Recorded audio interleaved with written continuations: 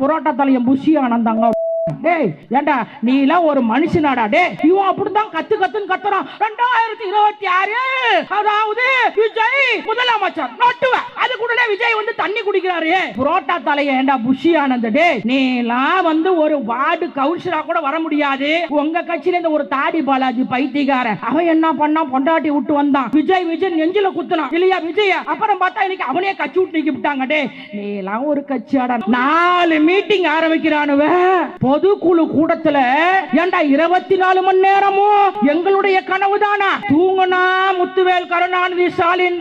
அதாவது எந்திரிச்சு வாக்கிங் போனா முத்துவேல் கருணாநிதி ஸ்டாலின் என்கிறான். எங்களுடைய கருத்துகள், தொண்டர்கள் என்ன கருத்துகள் சொல்கிறார்கள், தீர்மானம் என்ன நிறைவேற்ற வேண்டும், அதையெல்லாம் விட்டுட்டு இவன் சொல்றான் ஒக்கால ஒலி முத்துவேல் கருணாநிதி என்கிற ஸ்டாலின். எல்லாம் எந்திரிச்சு 2000 பேர் கை தட்டான. அதாவது ரஜினி சொன்ன மாதிரி பேர சொன்னா சும்மா அதிருது இல்ல.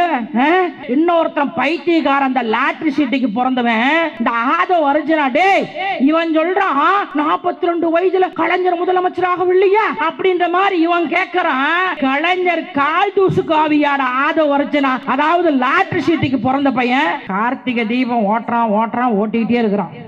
இந்த தாடிகாரனுக்கு இன்னொரு கல்யாணம். இங்க வேற தனியரசு பேரு என்னை வேற நடிகைன்னு சொல்லிட்டாரு. ஐயோ நான் என்ன சீரியல் நடிச்சேன்னா செம்பருத்தின்னு ஒரு சீரியல் நடிச்சேன். அதுல என்னன்னா சூனிய கலவியா ஆக்கி விட்டானுங்க. அட ஒக்கால ஓலிங்கள நான் என்ன தெரியுமா மண்டவோட போட்டானு. எனக்கு பயமா இருக்குது. ஐயோ அது பரவாயில்ல. கயல் ஒரு சீரியல்ல வட்டி வாங்கிட்டு வர கேஸ். நான் போய் கயல் அடிச்சு விடுவேன். மறுநாள் ஒரு லேடிஸ் அடிச்சாங்க. ஏமான்னு கேட்டேன். நீ எப்படி என்னை கையில் அடிச்ச இல்லையா? அது போல எனக்கு சீரியல் நடிகைன்னு சொல்றதுக்கே ஆசை கிடையாது. இன்று உண்மையில் கோவணவள்ளி என்னன்றி கொண்டார்க்கும் உய்வுண்டாம் உய்வள்ளி செய் நன்றி கொண்ட மகருக்கு நன்றியுரையாற்றக்கூடிய அன்பு சகோதரியார் கோமணவள்ளி அவர்களே. ஏனென்று சொன்னால் நான் கூட மகளிர் நடத்துது ஏதோ ஒரு 50 பேர் 60 பேர் தான் உட்கார்ந்து இருப்பாங்கன்னு பார்த்தா, உண்மையில் சொல்றேன், தமிழ்நாட்டிலே சூப்பர் ஸ்டாராக இன்றைக்கு ஏற்பாடு செய்த கோமணவள்ளிக்கு கோடான கோடி நன்றி சொல்ல நான் கடமைப்பட்டிருக்கிறேன். எத்தனையோ கூட்டங்கள் பேசுகிறேன். ஆனால் 8:30 மணிக்கெல்லாம் போயிருவாங்க.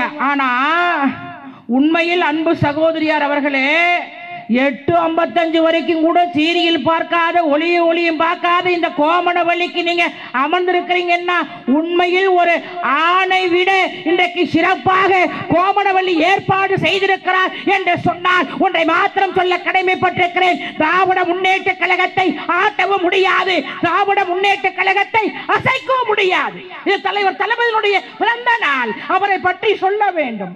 அவரை போல் ஒரு தியாகி உலக வரலாற்றில் யாரும் கிடையாது.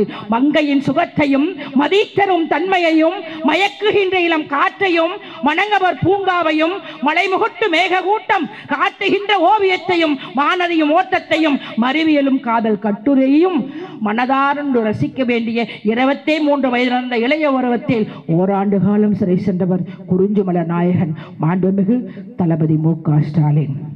அவருக்கு தான் இன்றைக்கு இந்த திருவொற்றியூரில் பிறந்த நாள் விழா எடுத்துக் கொண்டிருக்கிறோம். எப்படி அவர் என்ன நேற்று பெய்த மழையில் இன்றை பூத்த காலானா? அவருடைய தியாகம் எல்லாம் என்ன தெரியுமா? அதாவது இன்றைக்கு எப்படி ஒரு வீரமுள்ள மாண்புமிகு தளபதி மு.க. ஸ்டாலின் அவர்கள் மோடியை எதிர்க்கிறாரோ அதுபோல் அன்றைக்கு தலைவர் கலைஞர் மிசாவை எதிர்த்தார். அதற்காக ஆட்சியில்லை தளபதியார் அவர்களை கைது செய்கிறேன் என்று சொல்லி காவல்துறையை சார்ந்தவர்கள் கோபாலபுரத்திற்கு வருகிறார்கள். தலைவர் கலைஞர் அவர்கள் சொன்னார், உங்களுடைய மகனை கைது செய்கிறேன் என்று சொன்னார். அன்றைக்கு காவல்துறையை சார்ந்த இடத்திலே தலைவர் கலைஞர் சொன்னார், என் மகன் அதாவது நாடகத்திற்கு நடிக்க சென்றிருக்கிறார், 2 நாட்கள் ஆகும், வந்தவுடன் நான் போன் செய்கிறேன் என்று சொன்ன ஒரு தலைவன் கலைஞர். 2 நாள் ஆச்சு. தலைவர் வருகிறார். தளபதி மு.க. ஸ்டாலின் தலைவர் கலைஞரினுடைய மகன் வந்து விட்டார், நீங்கள் கைது செய்யுங்கள். நான் தமிழ்நாடு முழுவதும் பேசுவேன். அப்போது இப்போது கூட ஐயா ஆற்காடு வீரா சாமி அவர்கள் அன்றைக்கு சென்றார் மிசா கைதியாக, சிட்டி பாபு அவர்கள் சென்றார் மிசா கைதியாக. அன்றைக்கு தலைவர் தளபதி மு.க. ஸ்டாலின் அவர்களை காவல்துறையை சார்ந்தவர்கள் அடித்து உதைக்கிறார். பூட்ஸ்காலால் தலைவர் அதாவது கழுத்தில் எட்டி உதைக்கிறார். சிட்டி பாபு அவர்கள் சொல்கிறார், நீ யாரடா அடிக்கிற? இவர் யார் தெரியுமாடா?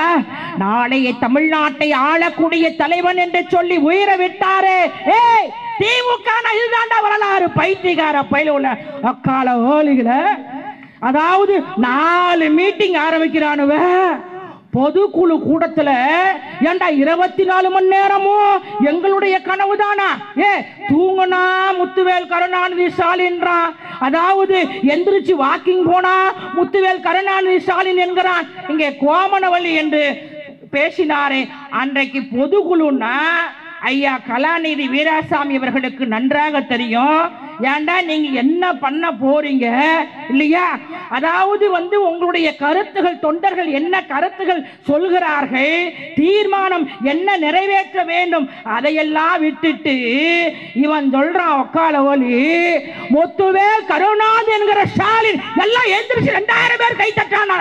அதாவது ரஜினி சொன்ன மாதிரி பேர சொன்னா சும்மா அதிருது இல்ல. நீ என்ன பண்ண? நான் ஏன்னா உன்னை பத்தி இழுக்கிறதுக்கு இது ஒரு பெரிய புனிதமான மேடை. உன்னை பத்தி நான் ஏன்னா என்னுடைய தலைவன் தளபதி மு.க. ஸ்டாலின் அவர்களை ஒருமையாக பேசுகிறீர்கள். இன்னொருத்தன் பைத்தியக்காரன், அந்த லாட்ரி சீட்டுக்கு பிறந்தவன், இந்த ஆதோ அர்ஜுனா, டே இவன் சொல்றான் 42 வயதுல கலைஞர் முதலமைச்சராக இல்லையா அப்படின்ற மாதிரி இவன் கேட்கிறான். டே கலைஞர் கால் தூசு காவியாட ஆதோ அர்ஜுனா, அதாவது லாட்ரி சீட்டுக்கு பிறந்த பையன். உனக்கெல்லாம் என்னடா தெரியும்? தலைவர் கலைஞர் போல் ஒரு அறிவாளி யாரும் இருக்க முடியாது.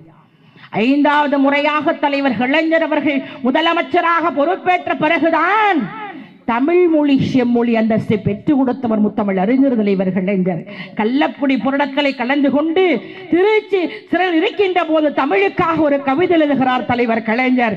தமிழே 2000 ஆண்டின் முன்னே இலக்கியம் இலக்கணம் கண்ட மொழியே, உன்னை உலங்கவர் ஓவியமே உற்சாக காவியமே, ஓடை நறுமலரே ஒளியமுள் புதுநிலவே, அன்பே அழகே அமுதே உயிரே இன்பமே இனிய தென்றலே, பனியே கனியே பசுந்தோகை மயிலே பலரச சுவையே, பாலே தேனே பலாச்சுளையே பத்தரை மாற்று தங்கமே பவளமே முத்தே மரகதமணியே மாணிக்க சூரே மன்மத விளக்கே என்றெல்லாம் அழைத்தது தோன்றுகிறது.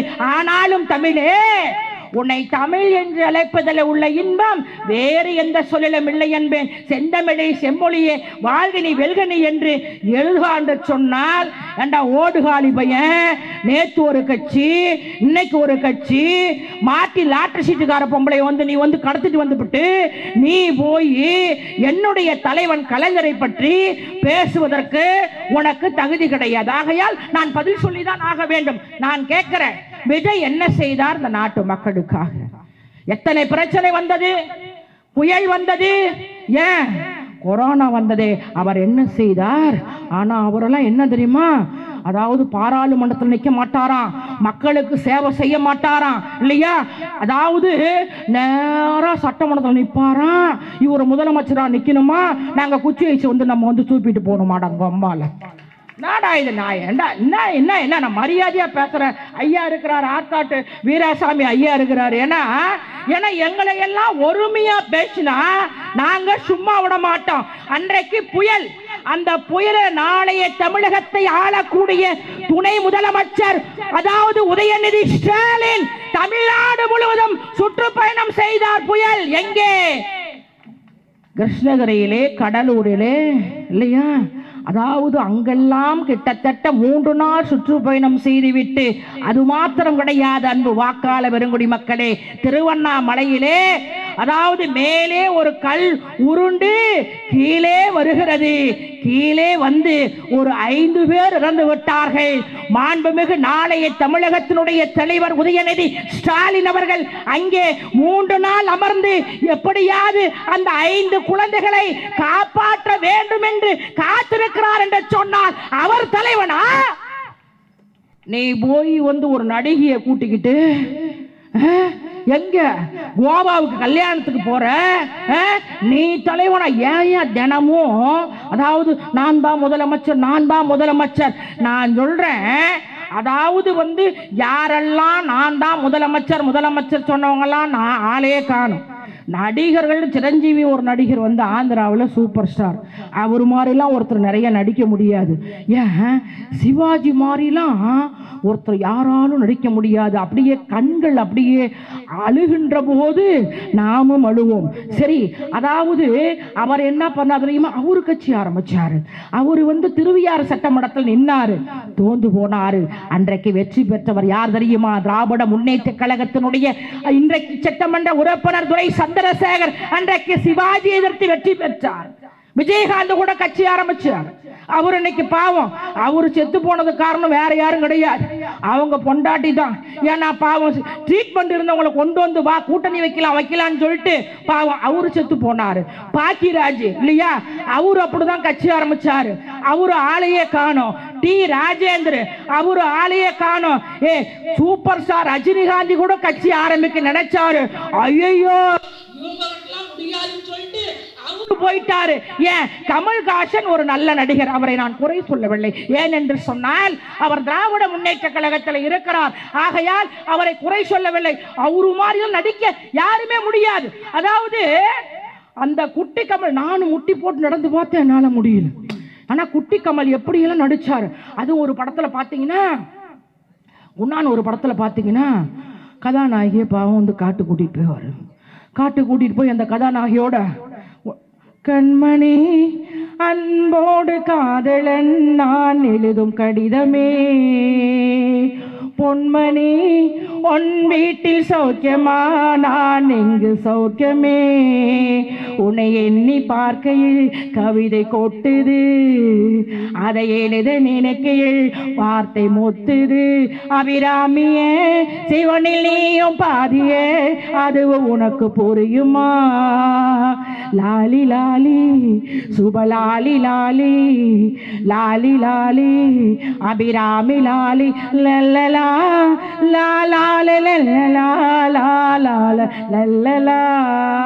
அவரு மாதிரி அவரே பாடுவாரு. அவரு மாதிரி யாரும் நடிக்க முடியாது இல்லையா?